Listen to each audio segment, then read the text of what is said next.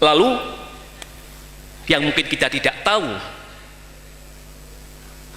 jasa Gus Mi yang mungkin tidak terlihat oleh orang adalah punya tugas khusus sejak masih kecil meramaikan makam-makam aulia, makam-makam waliwah di Indonesia niki. Mulai dari makam Sunan Gunung Jati, Sunan Kalijogo Demak, apalagi Sunan Ampel. Tugas Gus Mi meramaikan termasuk makam di Desa Tambak ini. Makanya Gus Mi yang dikatakan oleh Mbah Yai Mubashir Muntir Kota Kediri, satu-satunya sosok yang mewarisi karomah yang dimiliki oleh Syekh Abdul Qadir Al-Jailani. Masya Allah. Makanya satu misal, pernah sekitar tahun awal 70-an Gus Mi datang ke suatu desa di salah satu pengikutnya di kota Semarang, namanya Pak Hozin di Desa Kauman.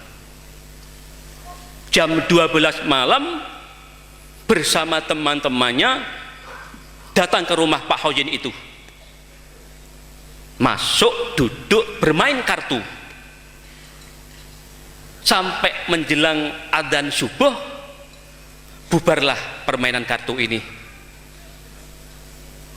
Lalu teman-teman Gus Mi semuanya pada pulang dan Gus Mi masuk kamar tidur. Adzan subuh. Bapaknya Pak Hozin yang tidak tahu sosok siapa tamu ini marah besar. Tamu apa ini? Datang di tengah malam bermain kartu. Adzan subuh mapan tidur. Si Pak Hozin anaknya hanya menjawab, saya tidak tahu. Saya hanya ada pesan dari Mbah Hamid. Orang ini adalah guru saya, hormatilah.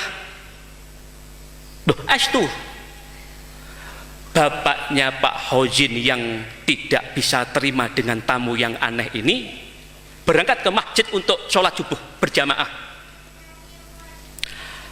Begitu selesai sholat subuh, at-tahiyat akhir, salam, alangkah terkejutnya bapaknya Pak Hozin ini.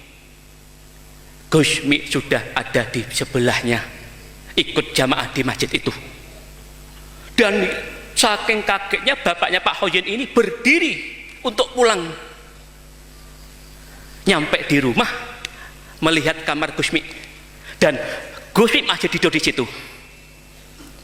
Yang membuat tidak percaya lagi, dia kembali ke masjid yang jarak sekitar kurang lebih 500 meter dan Gus Mi juga masih duduk zikir di masjid itu. Ini memang salah satu bentuk karomah yang hanya diberikan oleh dua manusia di dunia ini. Yang pertama adalah Syekh Abdul Qadir Al-Jailani yang oleh Allah diberi kelebihan bisa berada di beberapa tempat dalam waktu yang bersamaan. Makanya termasuk bentuk pengembaraan Gus Mi, lahirlah semaan Al-Quran, lahirlah Dzikul Khofir yang sudah merambah di negeri ini, sebuah sarana untuk kita semua ini agar selamat dunia sampai ke akhirat nanti. Keparung kula matur, Gus Mi memang sosok yang fenomenal yang tidak bisa ditiru oleh siapapun. Masya Allah, tidak bisa ditiru oleh siapapun. Makanya panjenengan pun Syekh Imam Ghazali, pemilik Ihya Ulumuddin, sebelum wafat dawuhaken, kelak sepeninggal kami, maksudnya sepeninggal para wali-wali, akan bermunculan orang-orang yang ingin dikatakan wali. setelah wafatnya para wali-wali, dengan tujuan ingin hidup nyaman di dunia ini. Makanya Imam Ghazali menggaris bawahi wa minal kabairi at-tasannu'u bil wilayah. Salah satu bentuk dosa besar itu adalah ketika manusia tiru-tiru gayanya wali, tiru-tiru gayanya seorang waliwah yang agar orang lain menyebut dirinya itu wali. Gus, salah satu bentuk ciri khas seorang waliwah itu bagaimana? Salah satunya, ketika hidup di dunianya, pertama, syarat utama, dia pasti menyatakan talak 3 terhadap keduniaan. Jauh dari hidup mewah, tidak tertarik dengan segala bentuk kemewahan dunia ini. Yang ada di dalam jiwanya hanyalah Allah, Allah, Allah, Allah. Ciri khas seorang waliwah. Pramila Gusmi seumur hidupnya bisa dikatakan tidak pernah punya rumah. Yang ada di dalam jiwanya hanyalah Allah, Allah, Allah. Kesimpulannya, panjenengan ngamalaken dikul hafilin. Malah ini sowan Gusti, panjenengan yakini kita ini akan selamat. Salamanallah wa iyyahum min dhaikid dunya wa dhaiki yaumil qiyamah. Panjenengan yakini dengan mengamalkan dikul hafilin ataupun sumaan Al-Qur'an, kita ke sekeluarga ini akan pinaringan bejo fid dunya bejo fil akhirah. Kados yang saya katakan di mana-mana, jangan sampai pengamal dikul hafilin itu tidak mengenal sosok seorang Gusmi. Jangan sampai pengamal dikul hafilin tidak diarahkan siapa guru besarnya. Bab